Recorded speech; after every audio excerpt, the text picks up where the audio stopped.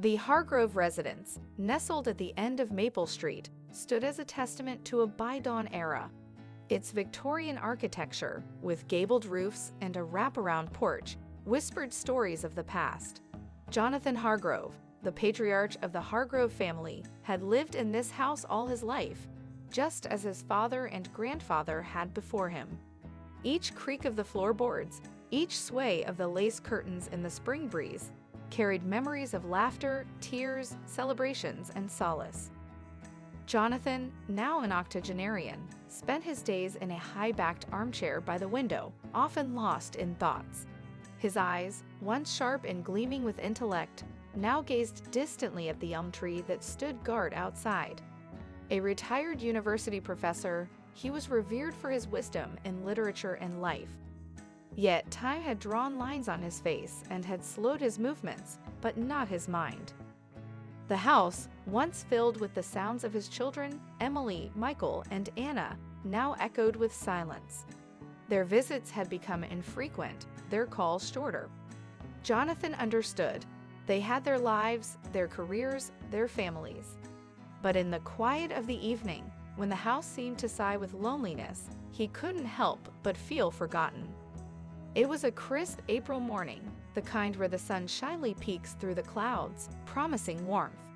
Jonathan was sipping his tea, the steam swirling up like fleeting spirits, when he heard the familiar sound of his daughter Emily's car pulling up the driveway. He straightened up, a flicker of anticipation lighting up his weary eyes. Emily, Michael, and Anna stepped into the house, their voices momentarily filling the void. They talked about work, about the kids, about everything and nothing. Jonathan listened, nodding and smiling, soaking in their presence. Then came the mention of a special dinner, a celebration of his 80th birthday. The idea warmed his heart, a small flame against the gathering dusk of his days. But as the day approached, a subtle sense of foreboding crept upon Jonathan. The whispers in the corridors, the hushed phone calls he wasn't meant to overhear. Something wasn't quite right. Yet he brushed these thoughts aside, choosing to believe in the goodness of the moment. The day of the dinner arrived, and Jonathan dressed in his best suit, the navy one that his late wife had picked out for him years ago. He looked at himself in the mirror, the suit hanging loosely on his shrunken frame, and for a moment he saw the reflection of a young man full of dreams and ambitions. A small melancholic smile crossed his lips. As they drove, the scenery outside began to change. The city lights gave way to quieter, more secluded landscapes. The sinking feeling in Jonathan's stomach grew. When the car finally pulled up not to a restaurant, but to the Green Meadows nursing home, his heart sank. The betrayal stung sharper than the cold air. The children spoke gently, reasoning about better care, about companionship, about peace of mind. Their words, coded in concern, couldn't mask the underlying truth. Jonathan looked at them, his children, the ones he had raised with love and sacrifice, and felt an overwhelming sense of loss. Not just of his home, but of the life he knew, the last threads of independence. As he was led into the nursing home, he took one last glance at the car, at his children, at the fragments of a life slipping away. The quiet house on Maple Street, with its creaky floorboards and swaying lace curtains, faded into a memory, a page turned in the book of his life. Jonathan Hargrove, once the master of his domain, now stepped into an uncertain twilight, the weight of his years and his heart heavier than ever. But unbeknownst to him, this was not just an end. It was also a beginning, a chapter yet to be written in the story of a life rich with lessons yet to be learned and taught. Emily Hargrove sat at the head of the polished mahogany conference table, her mind only partially engaged with the financial reports being discussed. Her thoughts were miles away, in the quiet house on Maple Street where her father, Jonathan, lived alone. Every time she thought of him, a pang of guilt tightened in her chest. She glanced at her watch. The meeting was running over, and she had to meet Michael and Anna for dinner. As she stepped out into the cool evening air, her phone buzzed with a message from Michael. "Running late. Go ahead with Anna. I'll catch up." Emily sighed, her breath forming a misty cloud in the chill of the early evening. The city around her was alive with the sounds of life, a stark contrast to the silence that enveloped her father's house. Anna was already at the restaurant when Emily arrived, her face a mix of concern and determination. "We need to talk about Dad," Anna said without preamble, her voice low. "He's not doing well on his own. It's time to make a decision." Emily nodded, the weight of responsibility settling on her shoulders. "I know, I've been thinking the same, but you know how Dad is. He won't take it well." Their conversation was a dance around the inevitable, a dance they had been performing for months. But with their father's 80th birthday approaching, they felt a pressing need to act. It was Michael who brought it into sharp focus when he finally arrived, his expression grave. "We need to do this for Dad's own good," Michael said, cutting through the niceties. "He's getting older, and his health isn't what it used to be. It's not safe for him to be alone." The siblings discussed options, their words laced with a blend of concern and practicality. The idea of a nursing home was brought up hesitantly, met with a mixture of resistance and acceptance. "Green Meadows is supposed to be one of the best," Michael offered, trying to assuage the guilt they all felt. As they debated, a plan began to take shape. It was Anna who suggested using their father's birthday as a way to ease the transition. "What if we tell him we're taking him out for a special birthday dinner?" she proposed. "It'll be easier than just springing it on him." The idea settled uneasily in the air between them. It was practical, certainly, but the deception stung. They were all too aware of their father's love for his independence, his connection to the home filled with memories of their mother, of their childhood. Yet, the fear of a phone call in the middle of the night, of an accident or worse, spurred them on. They rationalized, told themselves it was for the best, that it was a kindness even if it didn't feel like one. As they left the restaurant, a plan in place, none of them felt the relief they had hoped for. The streets were dark now, the city lights casting long shadows. Emily glanced at her siblings, their faces etched with conflict and concern. They were doing this for their father, they reminded themselves. But the truth, unspoken but hanging heavy in the air, was that they were also doing it for themselves. To ease their worries, to assuage their guilt for the time not spent, for the calls not made. As they parted ways, each lost in their thoughts, the night seemed to close in around them. The decision weighed heavily on their hearts, a burden cloaked in good intentions. And in the quiet house on Maple Street, Jonathan Hargrove remained unaware of the plan that was set to unfold, a plan that would change the course of his life. Jonathan Hargrove stood by the window, gazing out at the familiar landscape of his garden. The daffodils were in bloom, a vibrant splash of yellow against the green, reminding him of springs past when his wife, Margaret, would tend to them with loving care. Today, however, the flowers brought little comfort. It was his 80th birthday, a milestone he approached with a mix of nostalgia and melancholy. Emily, Michael, and Anna arrived mid-morning, their faces painted with bright smiles that didn't quite reach their eyes. Jonathan, dressed in his navy suit, felt a flutter of anticipation at the prospect of spending the day with his children, a rarity in recent years. "Happy birthday, Dad," they chorused, presenting him with a small, neatly wrapped gift. Inside was a vintage fountain pen, elegant and timeless, just like the ones he used to collect. "Thank you, my dears," Jonathan said, his voice tinged with emotion. "It's beautiful." Breakfast was a quiet affair, the conversation skirting around the edges of anything too deep. Jonathan sensed an undercurrent of tension, but attributed it to the awkwardness that often accompanies infrequent visits. As they left the house, Jonathan took a long, lingering look at his home, the walls imbued with memories of a life well lived. Little did he know, it would be the last time he would see it as his own.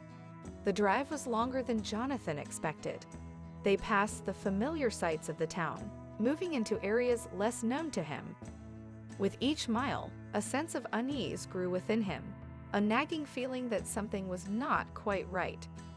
Finally, the car turned into the driveway of Green Meadows Nursing Home, its sign looming ominously against the clear sky. Jonathan's heart sank, the pieces of the puzzle falling into place in a pattern he wished he could unsee. "Is this some kind of joke?" Jonathan asked, his voice barely a whisper as he stared at the building before him. "It's for the best, Dad," Emily said softly, reaching for his hand. "You need care that we can't provide. We just want you to be safe and happy." The words, though spoken with care, felt like a betrayal. Jonathan looked at his children, their faces a mix of guilt and resolve, and realized that this had been their plan all along. The birthday dinner, the smiles, it had all been a ruse to bring him here. Feeling a mix of hurt and anger, Jonathan reluctantly followed them inside. The staff at Green Meadows greeted him with practiced kindness, showing him to a room that was to be his new home. The room was pleasant enough, with a comfortable bed and a window overlooking a small garden, but to Jonathan, it felt like a gilded cage. As his children left, promising to visit soon, Jonathan felt a profound sense of loss, not just for his home, but for the trust and understanding he thought he shared with his family. He sat on the edge of the bed, the weight of his years and his sorrow bearing down on him. Outside, the sun began to set, casting long shadows across the room. Jonathan looked around, his life reduced to a few suitcases and boxes. The walls were bare, the space unfamiliar and sterile. In the quiet of the room, Jonathan realized that this was not just a physical journey, but an emotional one. He was leaving behind not just a house, but a lifetime of memories and a piece of his identity. As night fell, Jonathan lay in bed, the unfamiliar sounds of Green Meadows echoing around him, and wondered what the future held in this new chapter of his life. The clock on the wall of Jonathan's new room at Green Meadows ticked with an unfamiliar rhythm, each sound a stark reminder of his new reality. He lay in bed, the sheets crisp and sterile, a stark contrast to the soft, lived-in linens of his home. The room was dark, save for a sliver of moonlight that crept through the blinds, casting elongated shadows across the floor. Jonathan's mind was a whirlwind of emotions, betrayal, sadness, a gnawing sense of loss. He thought of his children, their faces as they had left him in this strange place, and felt a pang of hurt mixed with a father's unconditional love. They believed they were doing the right thing, but the deception stung deep. The sounds of the nursing home at night were a strange symphony to his ears, the distant murmurs of night staff, the soft tread of slippered feet in the hallway, the occasional cough or whisper from neighboring rooms. Each sound was a reminder that this was not his home, that he was now one among many in a place of fading twilight years. Jonathan's thoughts wandered to Margaret, his late wife. How would she have felt about this? He could almost hear her gentle voice, soothing yet realistic, telling him to give it a chance. But the empty space beside him in the bed was a gaping reminder of her absence, making the night feel colder, lonelier. As the hours passed, sleep remained elusive. Jonathan rose from bed and moved to the small window. The garden below, bathed in moonlight, seemed peaceful, almost inviting. Yet the view felt distant, like a beautiful painting he could admire but never be part of. His mind drifted to memories of his life. Teaching at the university, raising his children, the many quiet evenings spent with Margaret in their beloved home. Each memory was a thread in the rich tapestry of his life, now seemingly tucked away like an old, forgotten storybook. The room felt smaller as the night deepened, walls closing in on him, filled with the presence of his thoughts and memories. Jonathan realized that this first night was more than just a physical shift. It was a journey through his own past, a reckoning of what had been and what was yet to come. In the solitude of the night, Jonathan made a quiet decision. He would not let this place diminish him. He would find a way to make these days count, to find new purpose amid the unfamiliar. It was a promise to himself, a silent vow in the stillness of the night. As dawn began to break, casting a soft light into the room, Jonathan finally felt a wave of exhaustion wash over him. He lay back down, closing his eyes, not to escape his reality, but to rest for the challenges it presented. In this new day, in this new chapter of his life, he would find a way to be more than just a resident of Green Meadows. He would find a way to be Jonathan Hargrove in all the ways that truly mattered. And as he drifted into a fitful sleep, the first light of dawn brought with it a faint whisper of hope, a sense that even in the most unexpected places, life could offer new beginnings. The morning light at Green Meadows brought with it a new world for Jonathan Hargrove. As he sat at a small table in the dining hall, surrounded by unfamiliar faces, he felt an acute sense of being an outsider. The hum of conversations filled the air, a tapestry of stories and lives that seemed so distant from his own. He observed his fellow residents, some engaged in lively discussions, others lost in their own thoughts, and a few simply staring into the void with a sense of resignation. Jonathan felt a tug at his heart, a realization that each person here had a story, a life lived, joys and sorrows, now confined within these walls. At a nearby table, he noticed a woman with silver hair meticulously arranging her food, her movements precise and deliberate. She caught Jonathan's gaze and offered a small, knowing smile, a gesture that spoke of shared understanding in this new reality. Her name was Eleanor, he learned, a former school teacher with a love for literature and a sharp wit that belied her fragile frame. During the days that followed, Jonathan found himself slowly weaving into the fabric of life at Green Meadows. He met Arnold, a retired Army officer whose stern exterior masked a deep sense of loyalty and a surprisingly tender heart. There was also Marjorie, whose eyes sparkled with mischief, always ready with a joke or a playful comment, bringing laughter even on the dreariest days. Each person Jonathan encountered was a reminder of the diverse tapestry of life. He heard stories of love and loss, of careers and families, of small triumphs and regrets. These stories, shared over meals or during quiet afternoons in the common room, began to bridge the gap of loneliness that had enveloped him. Jonathan also discovered the unspoken bonds that formed in this unlikely community. He saw how Eleanor's eyes lit up when Arnold shared his war stories, how Marjorie's laughter brought a smile to even the most withdrawn residents, and how a simple gesture of kindness could brighten someone's day. In these connections, he found a sense of belonging that he hadn't expected. One afternoon, as he sat reading in the garden, a young staff member named Lisa approached him. She had a genuine warmth about her, and her interest in Jonathan's thoughts on the book he was reading sparked a conversation that flowed effortlessly. Lisa's perspective was refreshing, and her willingness to listen and engage with the residents was a rare gift. It was through these daily interactions that Jonathan began to see Green Meadows not just as a nursing home, but as a community of individuals, each with their own unique story. He found himself becoming an integral part of this community, offering a listening ear, a word of advice, or simply a shared silence that spoke volumes. As the days turned into weeks, Jonathan realized that while the faces around him were unfamiliar, the bonds being formed were real and meaningful. He was no longer just an elderly man spending his twilight years in a nursing home. He was a friend, a confidant, a valued member of a community that thrived on unseen bonds. In this new chapter of his life, Jonathan discovered that while he had lost some things, he had also gained something unexpected, a sense of connection and purpose in a place where he thought none could exist.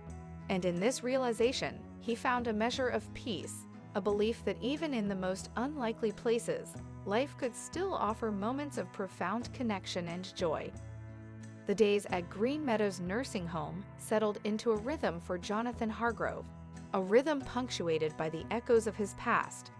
As he became more immersed in the lives of his fellow residents, his own memories began to surface more frequently, painting his days with hues of nostalgia and reflection. One afternoon, while wandering through the quiet corridors, Jonathan came across an old piano in a forgotten corner of the common room. Its surface was coated with a thin layer of dust, as if the world had moved on, leaving the instrument behind. Compelled by a sudden urge, Jonathan sat down and tentatively pressed a key. The sound, though slightly out of tune, resonated through the room, stirring something deep within him. He started to play, his fingers slowly finding their way, as if reconnecting with an old friend. The melody was one he often played in his younger days, a piece that Margaret had loved. As the notes filled the room, a flood of memories washed over him, of evenings spent playing piano at home, with Margaret curled up with a book nearby, occasionally glancing up with a smile that said she was listening, always listening. Jonathan's impromptu recital drew an audience. Eleanor, Arnold, Marjorie, and others gathered around, drawn by the music that seemed to echo the sentiments of their own hidden memories. There was a collective silence, a shared reverence for the moment, as the music bridged the gap between past and present. After the final note faded, the room erupted in applause, but Jonathan was lost in thought. The music had transported him back to times of joy and love, but also to moments of loss and regret. It reminded him of the dreams he had, some fulfilled, others forgotten in the crevices of a busy life. Over the next few days, Jonathan found himself more reflective, often gazing out of the window at the ever-changing sky, lost in thought. He realized that each person at Green Meadows carried with them a wealth of experiences, a tapestry of life stories now overshadowed by the twilight of their years. He began to seek out these stories more actively, encouraging his fellow residents to share their pasts. As they did, Jonathan noticed a transformation. Eyes that usually looked tired were now light with the fire of youth. Voices that often trembled were now strong with emotion. In sharing their stories, they were reliving their moments of triumph, love, heartache, and adventure. One evening, as Jonathan shared a part of his own journey, his years as a professor, his love for Margaret, and his struggle to connect with his children, he realized how much he had kept within. The act of sharing, of letting his past echo in the present, was not just about reminiscence, but also about healing. Jonathan's sessions of storytelling soon became a fixture at Green Meadows. Residents gathered, eager to share or listen, finding comfort in the collective remembering. They laughed, cried, and marveled together as the past was woven seamlessly into their present. Through these shared experiences, Jonathan understood that the echoes of the past were not just remnants of what once was, but powerful reminders of the life they had lived. They were not merely residents of a nursing home, but keepers of stories, bearers of a rich heritage that deserved to be heard and celebrated. As Jonathan lay in bed each night, the memories continued to play in his mind, not as haunting specters of a life gone by, but as gentle reminders of a life well lived, filled with love, laughter, and now a newfound camaraderie. In these echoes of the past, he found not only solace but a deep connection to the present, a bridge that linked the chapters of his life into a coherent, meaningful whole. In the heart of Green Meadows, beneath the surface of shared stories and newfound friendships, Jonathan Hargrove began to notice the unseen struggles that silently gripped the lives of many residents. As he grew closer to his fellow companions, he started to see beyond the smiles and laughter, glimpsing the quiet battles they fought every day.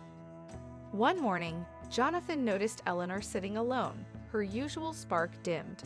Approaching her, he sensed her reticence. With gentle coaxing, Eleanor revealed her struggle with the progressing stages of dementia.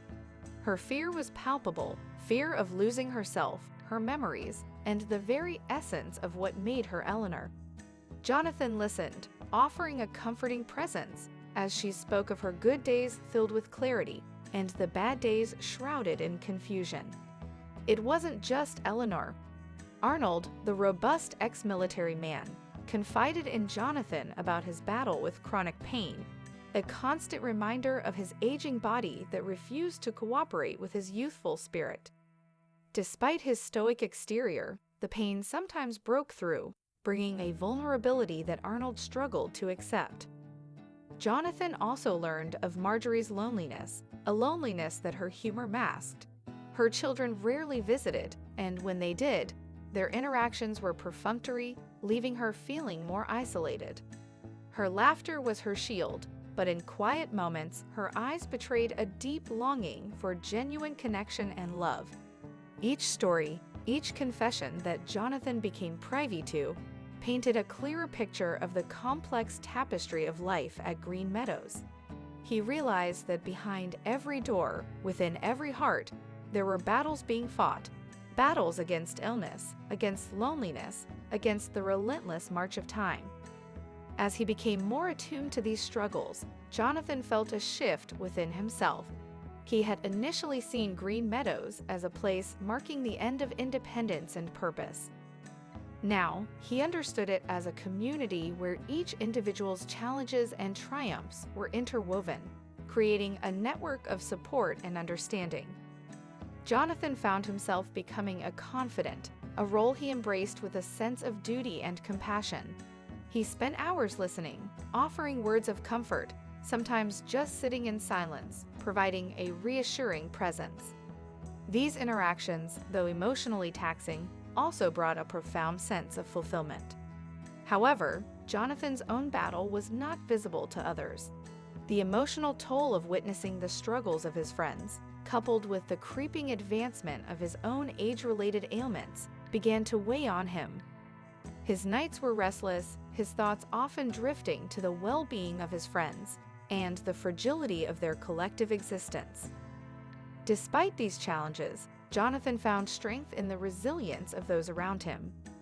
Eleanor's determination to cherish her lucid moments, Arnold's courage in facing his physical limitations, and Marjorie's unwavering spirit inspired Jonathan.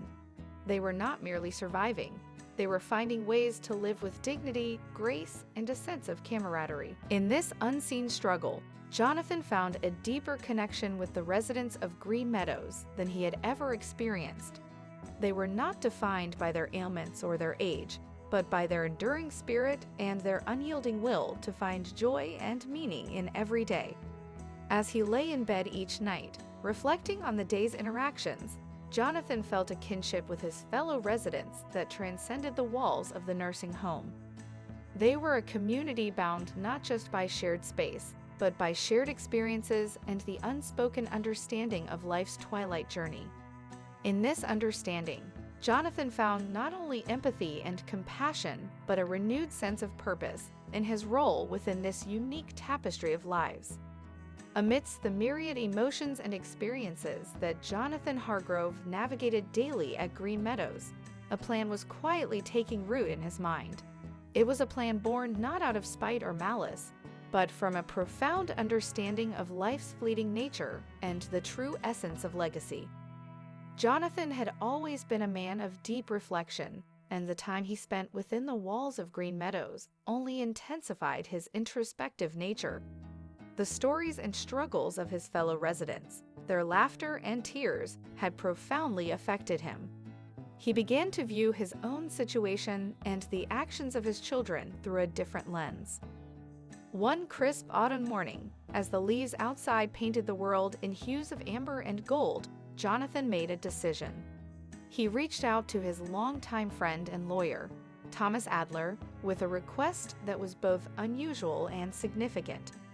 He wanted to revise his will, a document he had last updated years ago, when the world and his life seemed much different.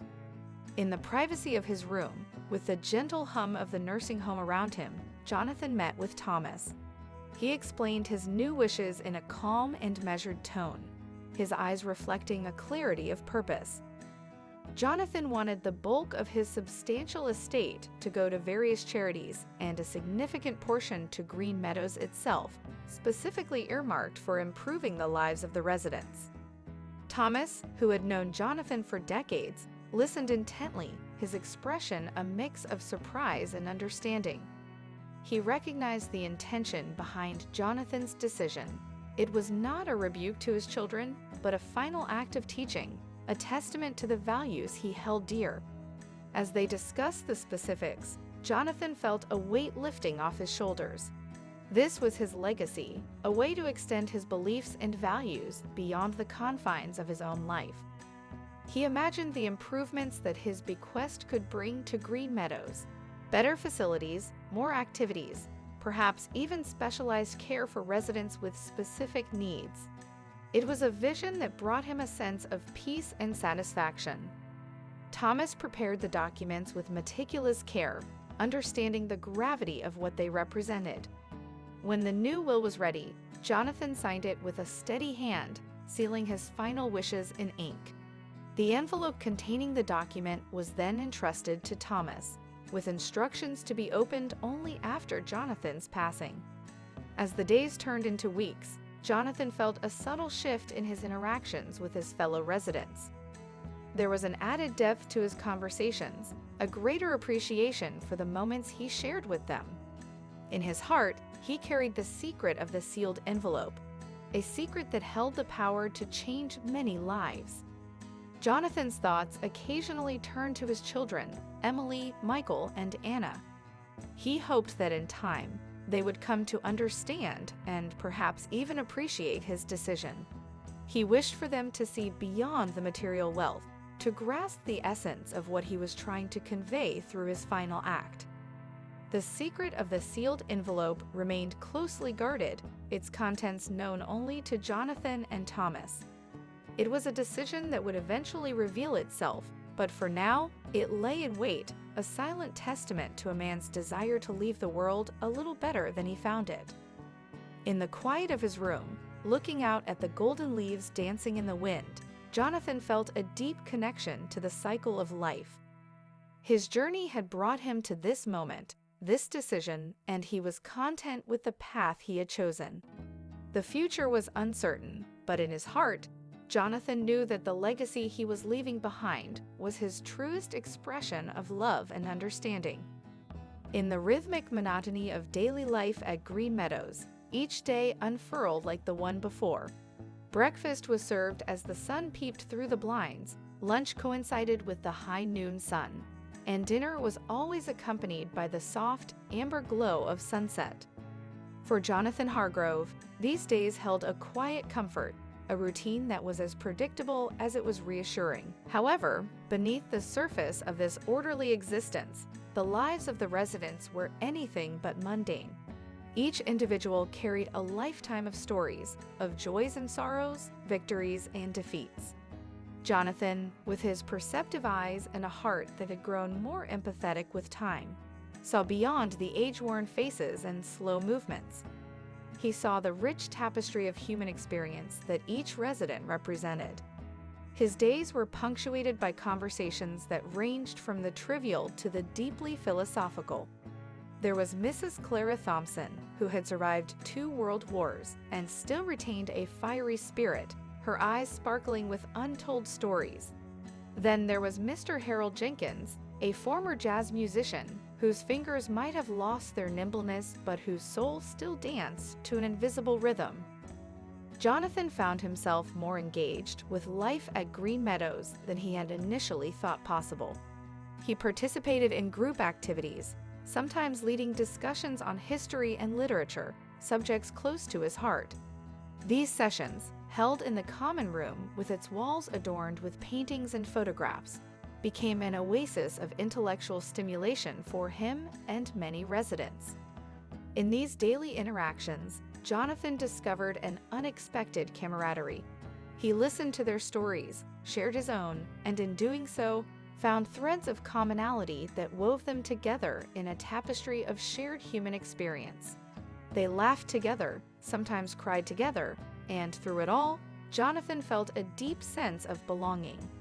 But the reality of their situation was never far from mind. The residents, including Jonathan, were constantly reminded of their physical limitations. The nursing staff, always attentive and kind, were a constant presence, assisting with the tasks that age had made challenging. This dependency was a bitter pill to swallow for many, including Jonathan, who had always valued his independence. Despite the challenges, life at Green Meadows had its moments of unanticipated joy. There were birthday celebrations, where residents' faces lit up with the simple joy of being remembered and cherished. There were quiet evenings spent in the garden, where the beauty of nature provided a serene backdrop to their conversations. Amidst this daily grind, Jonathan's thoughts often wandered to his children. He wondered how they were, what they were doing, whether they ever thought of him in the midst of their busy lives. He harbored no bitterness, only a faint hope that perhaps, one day, they would understand the decisions he had made. As days turned into weeks and weeks into months, Jonathan's presence in Green Meadows became something of an anchor for many. His wisdom, empathy, and the quiet strength he exuded provided comfort to those around him. He had become an integral part of the tapestry of Green Meadows, a tapestry made vibrant by the stories and lives of those who called it home. In the daily grind of life at the nursing home, amidst the routine and the unexpected joys, Jonathan found a sense of peace and purpose. He had not only adapted to his new life, but had embraced it, finding in its predictable rhythms a deeper understanding of the human journey and the unbreakable bonds of shared experiences. In the gentle ebb and flow of life at Green Meadows, time seemed to move at a different pace. The world outside, with its relentless hustle and unending din, felt like a distant memory to its residents, Jonathan included. Here, in this sanctuary of sorts, life moved in the slow lane, each moment savored, each day a testament to a quieter existence. Jonathan, once a man who measured life in achievements and accolades, found a new rhythm in this slower pace. He woke each morning to the soft, golden light filtering through his window, casting dancing shadows on the walls of his modest room. He took his time dressing, enjoying the simple act of choosing a sweater, a small decision, yet one that brought him a sense of control in a world where so much was controlled for him. Breakfast was a leisurely affair. Jonathan would join the other residents in the dining hall, where the clatter of cutlery and the murmur of conversations created a comforting hum. He enjoyed these meals, not so much for the food, which was decent enough, but for the company. Each table was a microcosm of life itself, with its laughter, its debates, and its moments of thoughtful silence. Afternoons were for strolls in the garden, weather permitting. Jonathan relished these walks, the feeling of the sun on his face, the scent of blooming flowers, and the sound of birds chirping cheerfully. The garden was a place of solace, where he could lose himself in thoughts or engage in lighthearted banter with fellow residents who shared his love for nature. As an avid reader, Jonathan spent many hours in the small, but well-stocked, library of Green Meadows. Surrounded by books, he traveled to distant lands, lived 100 lives, and immersed himself in the richness of different cultures and eras. These books were his portals to a world beyond the walls of the nursing home, a world he still longed to be a part of in some way. Evenings at Green Meadows brought their own charm. Sometimes there were movie nights, where classic films were shown in the common room, the residents gathering with their snacks, commenting and laughing like teenagers at a cinema. Other times, there were music nights, where residents showcased their talents, singing old songs that brought back memories of yesteryears. In this slow-paced life, Jonathan found a deep sense of community. The staff, always gentle and patient, knew each resident by name, their likes and dislikes, their quirks and stories. They weren't just caregivers, they were listeners, confidants, and often the closest thing to family for many. Despite the tranquil routine, there were moments of introspection for Jonathan, times when he felt the acute sting of loneliness. He missed his old life, his home, the memories etched in every corner of his house. He missed the sense of purpose his career had given him, the joy of sharing his knowledge with eager minds. And in his quieter moments, he missed his wife, her laughter, her companionship, her unwavering support through all the seasons of their life together. Yet, in the grand tapestry of his life, these days at Green Meadows were adding their own colors and textures. Jonathan was learning to embrace this chapter, to find joy in the small things, and to appreciate the beauty of living life in the slow lane.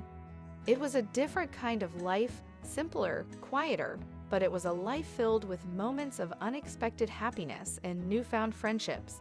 a life that was slowly but surely weaving its way into the fabric of his being. Jonathan sat by his window, gazing out at the sprawling grounds of green meadows, his thoughts meandering like the winding paths below. It was a crisp, clear morning, the kind that hinted at the approach of spring. He had always loved this time of year, the promise of renewal, the rebirth of the world around him. But this morning, his heart was heavy, weighed down by a sense of longing and unspoken words. In his hand, he held a letter, its edges slightly crumpled, betraying the numerous times he had read and reread it. It was from Emily, his eldest. In her neat, precise handwriting, she spoke of her busy life, her recent promotion, and the kids' achievements. But between the lines, Jonathan could sense a certain detachment, a polite distance that had crept into their relationship over the years. He thought back to the days when Emily was a little girl, her hand tightly clasped in his as they walked to the park, her laughter filling the air around them. Those memories felt like pages from a book he had once read, vivid yet distant. He missed her, not just her physical presence, but the bond they once shared, now frayed by time and unspoken words. The letter from Michael, his son, lay on the table. Michael's words were more formal, a reflection of his pragmatic nature. He spoke of market trends, investment opportunities, and briefly inquired about Jonathan's health. Jonathan couldn't help but smile, albeit sadly. Michael had always been ambitious, a trait he admired, but somewhere along the way, his son had equated success with financial gain alone, neglecting the wealth found in relationships and simple joys. And then there was Anna, his youngest, the free spirit. Her letter was different, a postcard with a beautiful painting of the sea. Anna's words were filled with her adventures, her artistic endeavors, her dreams. Yet even in her vivid descriptions, Jonathan felt a sense of loss. Anna was searching for something, chasing horizons, perhaps trying to fill the voids within her own heart. Jonathan sighed, placing the letters back into their envelopes. He realized that over the years, the distance between him and his children had grown, not just in miles, but in understanding and emotional connection. They were like ships passing in the night, aware of each other's existence, but sailing in different seas. He longed to bridge that gap, to find the words to express his love, his pride, and his regrets. He wanted to tell Emily that her worth wasn't measured by her job title, to remind Michael that wealth wasn't just in bank accounts, and to encourage Anna to find the peace that seemed to elude her. But these words remained unspoken, trapped in the labyrinth of his mind and heart. As he sat there, lost in his thoughts, Jonathan made a decision. He would write to them, not just as a father, but as a friend, a confidant. He would share his feelings, his experiences at Green Meadows, his reflections on life. It might not bridge the gap completely, but it was a start, a step towards healing and understanding. He reached for his pen and a sheet of paper, the morning sun casting a warm glow on his desk. With each word he wrote, he poured a little bit of his heart, hoping that this time his words would find their way not just to their hands, but to their hearts. The golden hues of twilight bathed Jonathan's room in a soft, warm light, casting long shadows across the walls adorned with photographs of a life well lived. Sitting in his favorite armchair, Jonathan gazed at these frozen moments in time, each a testament to a past that felt both close and distant. Tonight, the air was filled with a serene quietness, the kind that prompts introspection. Jonathan's mind wandered through the corridors of his memory, stopping at rooms filled with laughter, tears, triumphs, and regrets. These reflections were not just a journey through time, but an exploration of the heart. His eyes lingered on a picture of his late wife, Elizabeth. Her smile, radiant and comforting, reminded him of a love that had shaped much of his life. Elizabeth had been his confidant, his partner in every sense. Losing her had been like losing a part of himself, a wound that time had dulled but never fully healed.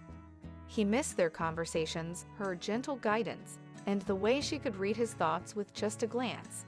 As the sky outside turned from gold to a deepening blue, Jonathan's thoughts shifted to his children. He remembered their youthful days, the house echoing with their laughter and endless chatter. Those were the days when he felt like the center of their universe. But as they grew, their orbits had shifted, moving them into worlds of their own making. He thought about the letters he had recently written to each of them, pouring his heart into words, hoping to rekindle a connection that had diminished over the years. He wondered how they would receive his words.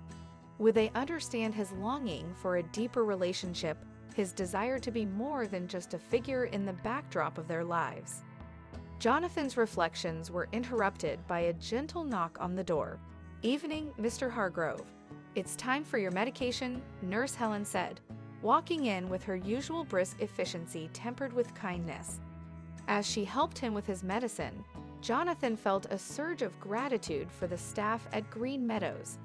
They had become his extended family, offering care, companionship, and a sense of belonging. This nursing home had given him more than just a place to live. It had given him new perspectives and unexpected friendships. After Helen left, Jonathan turned his attention back to the twilight sky, now dotted with the first stars of the evening. He thought about the inevitable cycle of life, how each day brought its own end, only to give way to a new dawn. It made him think about his own life, the chapters written and those yet to be penned. He realized that despite the physical constraints of age, his spirit still yearned for growth, for expression, for connections that transcended the boundaries of time and space.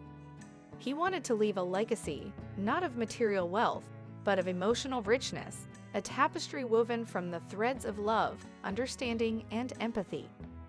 As the room darkened, Jonathan felt a sense of peace envelop him. He was at the twilight of his life, yes, but it was a time that held its own beauty, its own purpose. He had more to give, more to share, more to learn. And in this realization, he found comfort and a quiet determination to make each remaining day a testament to a life fully lived, a heart fully open. In the hushed stillness of a crisp morning, Green Meadows Nursing Home was unusually solemn. The staff moved about quietly, their faces etched with a blend of respect and sadness. In the heart of this tranquility lay Jonathan Hargrove's room, now empty, its doors slightly ajar, as if in a silent invitation to those who wished to pay their respects. The news of Jonathan's passing had spread quickly through the home, touching both residents and staff alike. Murmurs of sorrow and fond recollections filled the air, weaving a tapestry of memories that adorned the walls of Green Meadows like invisible tapestries. Jonathan's room, once a sanctuary of his private thoughts and memories, was now a testament to his journey. The photographs on the wall seemed to gaze back at the visitors with a deeper meaning, each a silent witness to a life that had gracefully navigated the complexities of joy and sorrow. Outside, the early rays of the sun filtered through the autumn leaves, casting a golden glow that seemed to honor Jonathan's departure. The trees, standing tall and majestic, whispered secrets to the wind, a natural symphony that spoke of cycles and seasons, beginnings and ends. In the common room, residents gathered, sharing stories of Jonathan's impact on their lives. Some spoke of his wisdom, others of his unexpected humor, and many of the kindness that he had extended so effortlessly. It was clear that Jonathan had not just lived at Green Meadows, he had become a part of its very soul. Emily, Michael, and Anna arrived together, their expressions a complex mix of grief, reflection, and a dawning understanding. The nursing home, a place they had chosen for their father with mixed feelings, now took on a new meaning. It was not just the place where he had spent his final days, it was where he had found a renewed sense of purpose and community. As they walked through the corridors, greeted by sympathetic nods and gentle smiles, the siblings felt a growing sense of connection to this place and the people within it. They saw their father not just as a parent, but as a man who had continued to grow and touch lives, even in his twilight years. In his room, they stood together in silence, each lost in their own thoughts. The room felt alive with their father's presence, as if he was still there, sitting in his armchair, a book in hand, a gentle smile playing on his lips. The staff had arranged a small memorial in the common room. A portrait of Jonathan, framed by flowers, stood at the front, his eyes twinkling, as if amused by the fuss. People took turns sharing anecdotes and reflections, painting a picture of a man who had embraced life with all its imperfections, who had given love freely and inspired others to do the same. As the memorial drew to a close, Emily, Michael, and Anna found themselves surrounded by residents and staff, each offering comfort and sharing how Jonathan had touched their lives.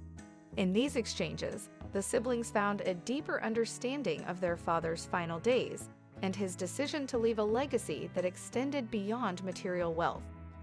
The realization that their father's life at Green Meadows had been full of meaning and connection filled them with a bittersweet sense of pride and a wish that they had understood his needs and desires sooner.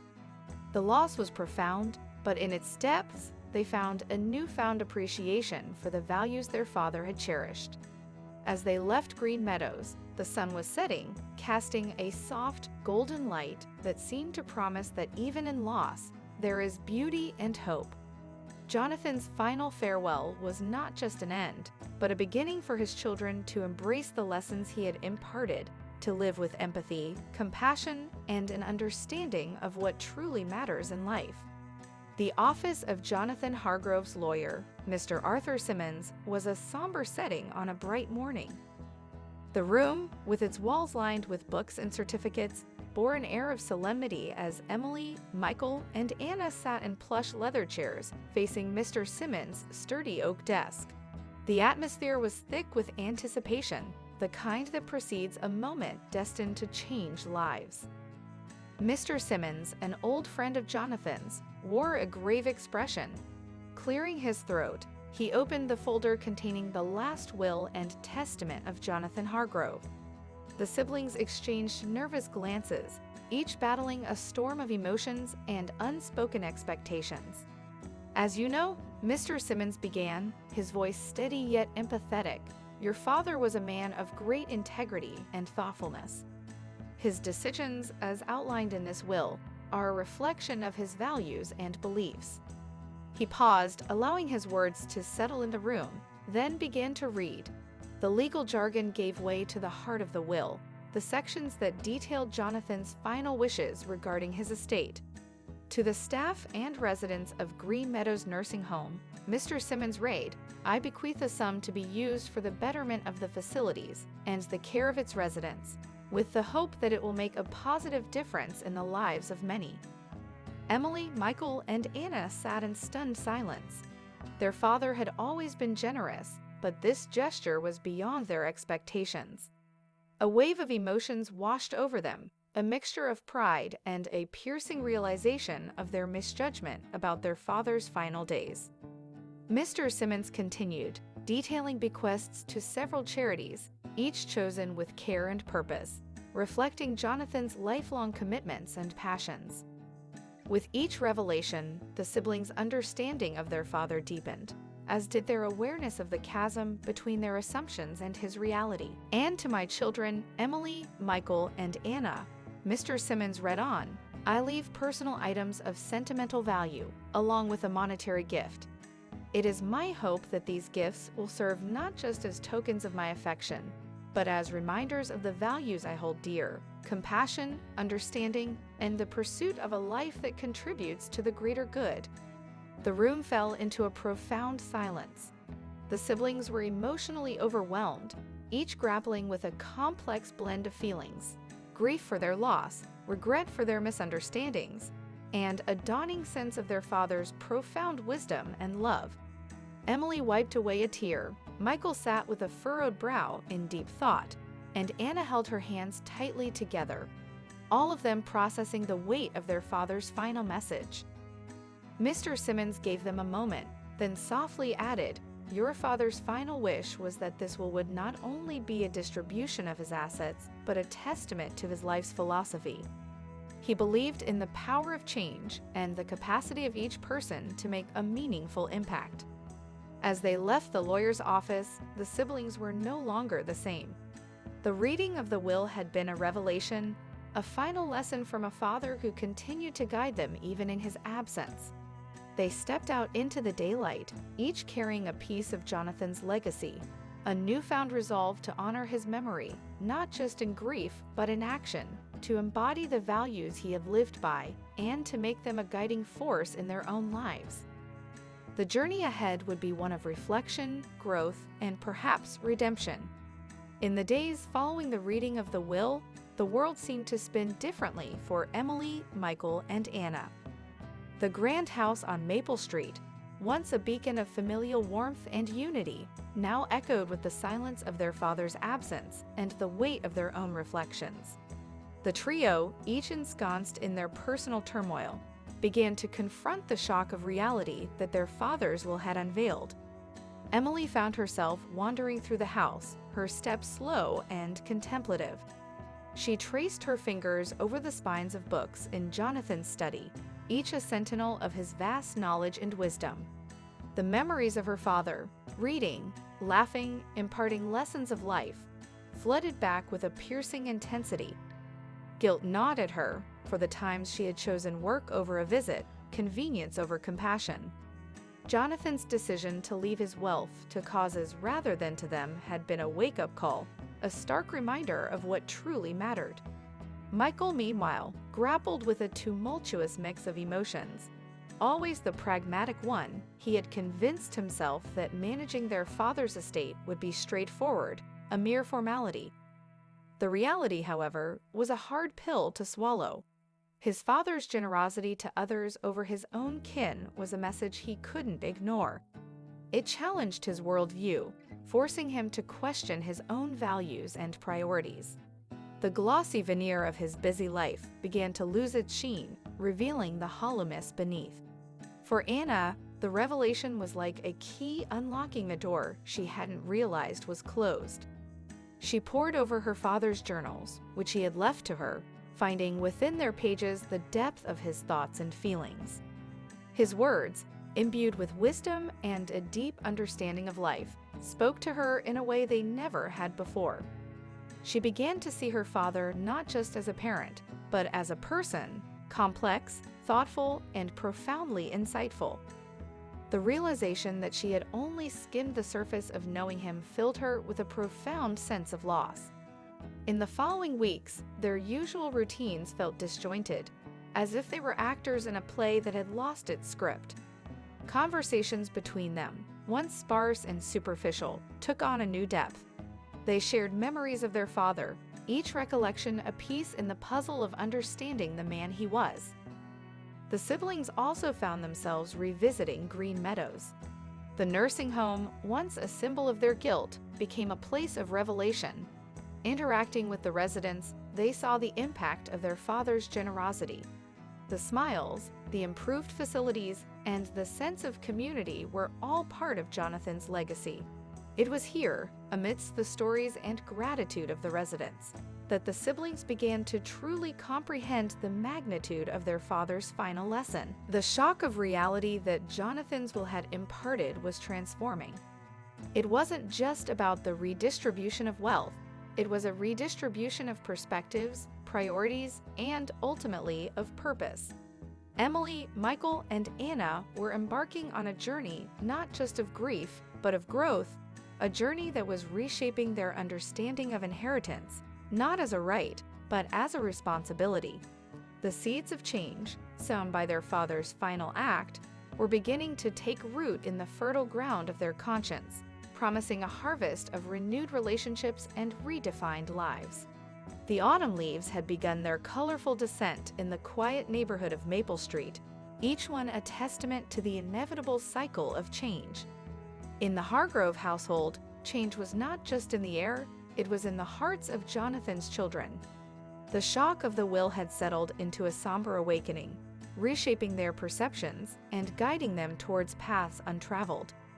Emily, once enmeshed in the fast-paced world of corporate law, found her footsteps leading her more frequently to Green Meadows. The nursing home, vibrant with the laughter and stories of its residents, became a sanctuary where she sought and found a different kind of fulfillment. She volunteered, not as an obligation but as a choice, her father's legacy igniting a spark of genuine compassion in her heart. In the smiles of the elderly and their grateful eyes, she discovered a richness that her career had never offered. Michael's transformation was subtler, yet profound. The world of finance and numbers, which once consumed his every waking hour, now seemed less captivating. He established a foundation in his father's name, dedicated to supporting elderly care initiatives. It was a step towards mending the rift between his material pursuits and the deeper values his father had espoused. In board meetings and charity events, he found a new voice, one that spoke not just of profit margins, but of impact and legacy. Anna's metamorphosis was perhaps the most tangible. Her father's journals, filled with insights and reflections, became the foundation of her book, The Last Supper. It was more than a memoir. It was a journey into understanding and appreciating the depth of her father's character. Writing it was therapeutic, a way to connect with her father and process her grief. With each page, she felt closer to Jonathan, understanding him not just as a father, but as a mentor and guide. The house on Maple Street, once echoing with the silence of loss, began to resonate with new energy. The siblings, once distant, now found reasons to come together, sharing their projects, their insights, and their renewed aspirations. Jonathan's study, his sanctuary, became their meeting place, where they discussed ideas and plans over cups of tea, under the watchful gaze of Jonathan's portrait. As the story of Jonathan Hargrove's final act spread, it sparked conversations beyond the confines of the family. In social gatherings and community forums, people spoke of the professor who taught his last lesson not through words, but through a will. It wasn't just a story about wealth and inheritance. It was a narrative that challenged the conventional understanding of legacy and success. Emily, Michael, and Anna, each in their way, were not just preserving Jonathan's legacy, they were redefining it. They were building upon the foundation he had laid, extending his values and visions into realms he may never have imagined. The impact of his final act was not confined to the pages of a will. It was alive in the actions and choices of his children. As the year turned, bringing the first chill of winter, Maple Street witnessed a quiet but significant transformation. The Hargrove house, with its lighted windows and the occasional sound of laughter, stood as a testament to a legacy redefined. A legacy not of wealth measured in numbers, but of wealth measured in actions, impact, and the warmth of human connections. Jonathan Hargrove, in his wisdom, had planted seeds that were now blossoming in ways he may never have predicted, but would undoubtedly have been proud of. In the heart of autumn, as the world outside prepared for the embrace of winter, the Hargrove siblings found themselves navigating new pathways carved by the hands of redemption. The Maple Street house, once a monument to their childhood memories, had transformed into a bastion of change and reflection. Emily's journey led her deeper into the lives of the residents at Green Meadows. Her weekly visits became a mosaic of stories and shared experiences. She listened to tales that spanned decades, stories of love and loss, triumph and despair. These narratives, rich with life's tapestry, wove themselves into her soul, changing her in ways she had never anticipated. She began to see her legal skills not just as a means to an end, but as tools for advocacy and change, for giving a voice to those who had been sidelined by society. For Michael, redemption took on a more introspective hue. His father's legacy had forced him to confront the hollowness he had often felt amidst his wealth and success. He began to seek out old friends and mentors, looking for guidance and wisdom. In quiet coffee shops and old university halls, he found pieces of himself that he had left behind in his pursuit of wealth. His foundation grew, not just in its financial reach, but in its human impact, as he connected with people and projects that aimed to bring about real, tangible change in the field of elderly care. Anna's path was illuminated by the words she penned down in her father's memory. Each chapter of her book not only chronicled Jonathan's life, but also unraveled parts of her own identity that had been overshadowed by her career ambitions. In writing her father's story, she rediscovered her passion for storytelling, for touching lives through words and emotions. She found herself engaging in long conversations with her siblings, discussing ideas that would have once seemed trivial to her but now held profound meaning.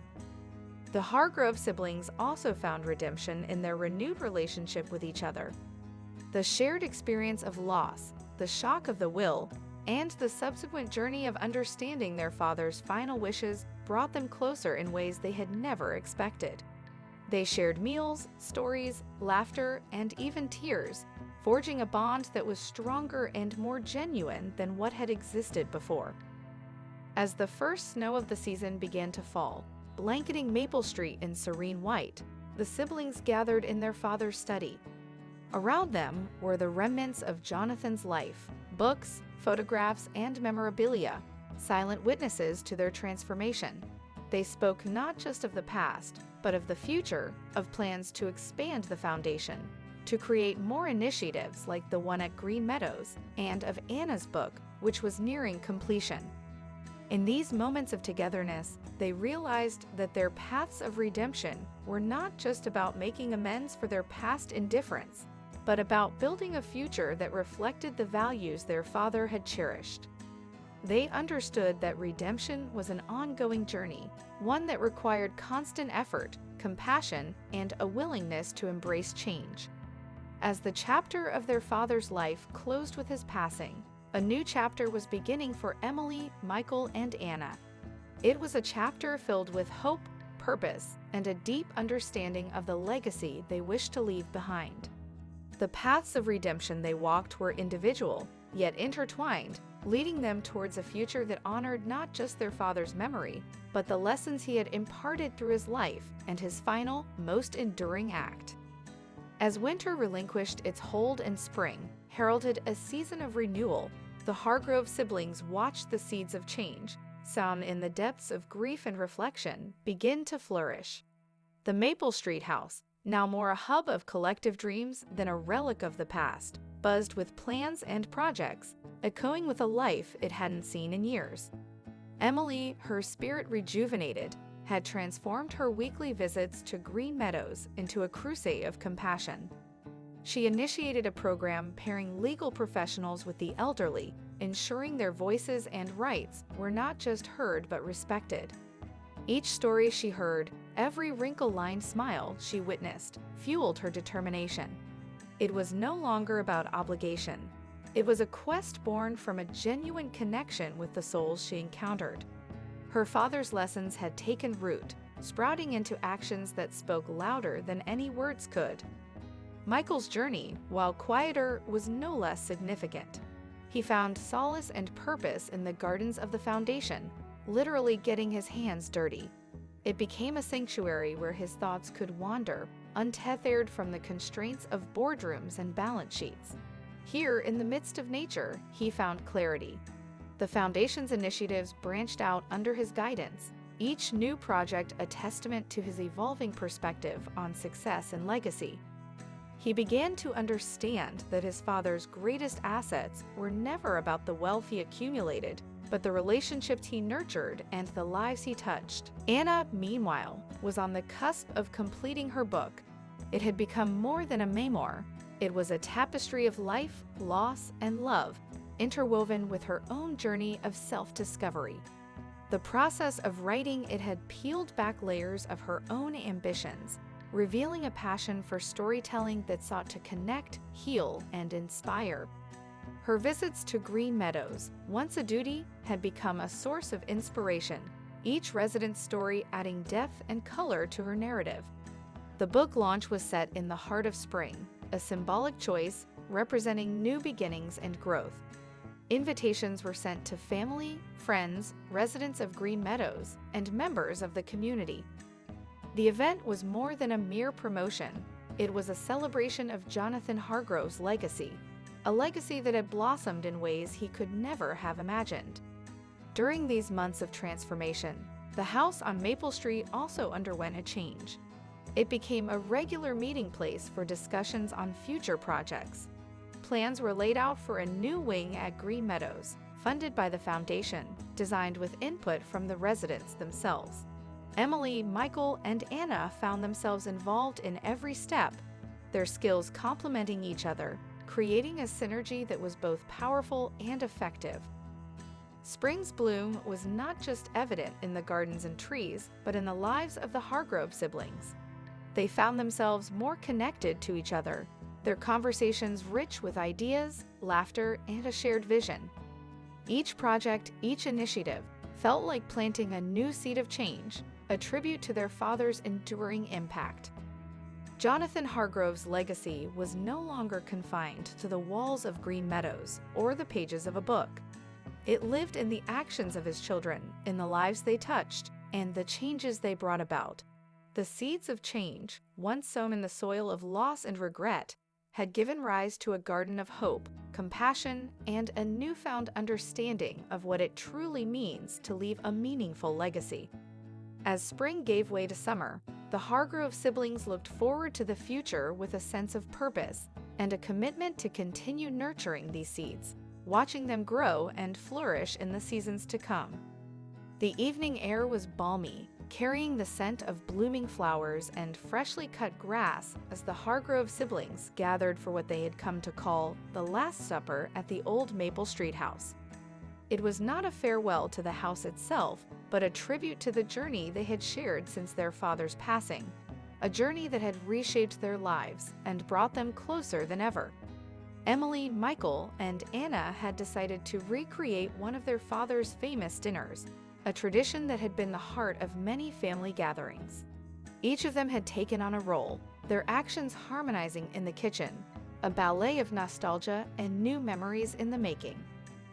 Anna had spent the afternoon arranging the dining room, ensuring every detail mirrored the past dinners, from the polished silverware to the crisp white tablecloth that draped the old oak table. She carefully placed the old, faded photographs of their family dinners around the room, a gallery of smiles and laughter echoing through time. Michael, taking charge of the garden, had meticulously picked fresh flowers, arranging them in the center of the table, their colors vibrant against the white backdrop. He also selected the finest vegetables and herbs from his garden, ingredients that would bring a touch of his newfound passion to the dinner. Emily, meanwhile, had delved into the family recipe book, a tome of culinary secrets and traditions passed down through generations. She decided on their father's signature dish, a hearty beef bourguignon, accompanied by a light, flavorful salad and a selection of fine wines from the cellar. The aroma wafted through the house, a familiar and comforting presence. As evening settled in, the siblings gathered around the table, each with a glass of wine in hand. They raised a toast to their father, to the memories they cherished, and the future they were building.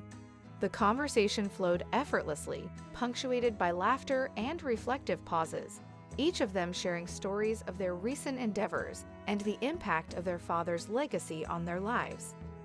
Anna spoke of her book, now a tangible representation of her journey. She expressed how writing it had brought her closer to understanding their father and herself. Michael shared his plans for expanding the foundation's reach, inspired by the connections he had made with the community. Emily, with a voice full of emotion, talked about the legal aid program and how it was changing lives, giving a voice to those who had once been voiceless. As the night progressed, the mood shifted to a more reflective tone. Anna brought out the last course, a simple yet elegant dessert, their father's favorite, a lemon tart. There was a moment of silence as they each took a bite, the familiar taste bridging the past and present, a reminder of the countless dinners shared in that very room. The Last Supper was more than a meal. It was a testament to the enduring bonds of family, the resilience of the human spirit, and the transformative power of legacy. It was a celebration of where they had been and the anticipation of where they were going. As they stood to leave the table, there was a collective sense of completion, a chapter ending, but also the beginning of something new, something their father would have been proud of. The night ended with the siblings standing at the door, looking out at the starlit sky, each lost in their thoughts, yet united in their journey. They knew the road ahead would have its challenges, but they also knew they would face them together, carrying the lessons and love of their father with them, forever imprinted on their hearts.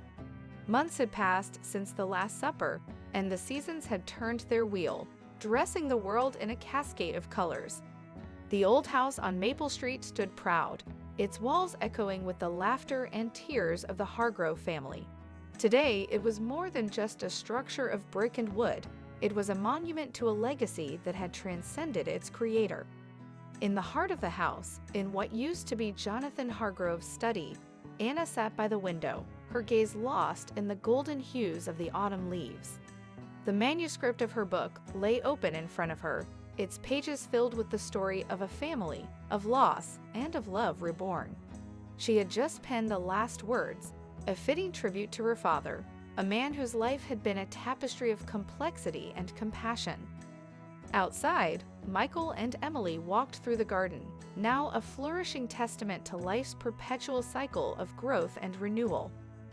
They spoke of the Foundation's latest projects, of the scholarships in their father's name, and of the community center that had become a beacon of hope in the neighborhood. Michael's hands, once accustomed only to the sterility of corporate offices, now bore the marks of the earth, a symbol of his reconnection with the roots of his family and his own purpose. Emily, her spirit ever radiant, shared her plans for the legal aid program, which had grown beyond their father's humble vision. It was now a fortress for the underprivileged, a place where justice was not just a concept, but a tangible reality for many.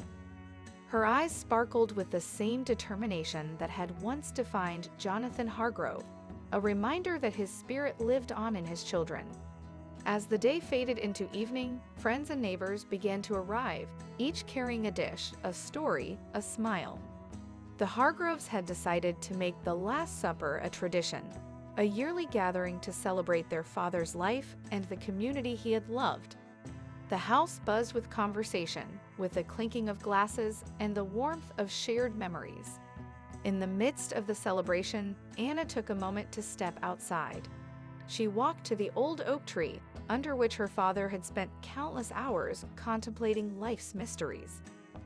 Beneath its sturdy branches, a simple plaque had been placed, engraved with Jonathan Hargrove's name and the dates that bookmarked his journey on Earth. Anna leaned against the tree, feeling the roughness of the bark against her back, and closed her eyes. In the whispers of the leaves, she could hear her father's voice, offering words of wisdom and encouragement. She realized that while he was no longer with them in body, his essence was infused in everything around her, in the house, in the garden, in the laughter and stories of the people he had touched. As the stars began to twinkle in the night sky, Anna was joined by Michael and Emily. They stood together, united in their loss, but more importantly, in the legacy they carried forward. They understood now that their father's greatest gift was not the tangible wealth he had left behind, but the lessons of love, resilience, and compassion. The echoes of Jonathan Hargrove were not just in the memories they cherished, but in the lives they lived, the choices they made, and the love they shared. They had each found their path, guided by the values he had instilled in them, and in turn, they would pass these on, a legacy not of wealth or possessions, but of character and virtue. As the epilogue to their father's story, they were not just the beneficiaries of his life. They were its continuers, its narrators, weaving their own stories into the tapestry he had begun. And in this realization, they found not an ending, but a beginning, a journey that would continue to unfold with each passing day, each act of kindness, each moment of connection. The echoes of Jonathan Hargrove would resonate for generations to come. In the hearts and lives of all those he had touched, a timeless melody of love and legacy.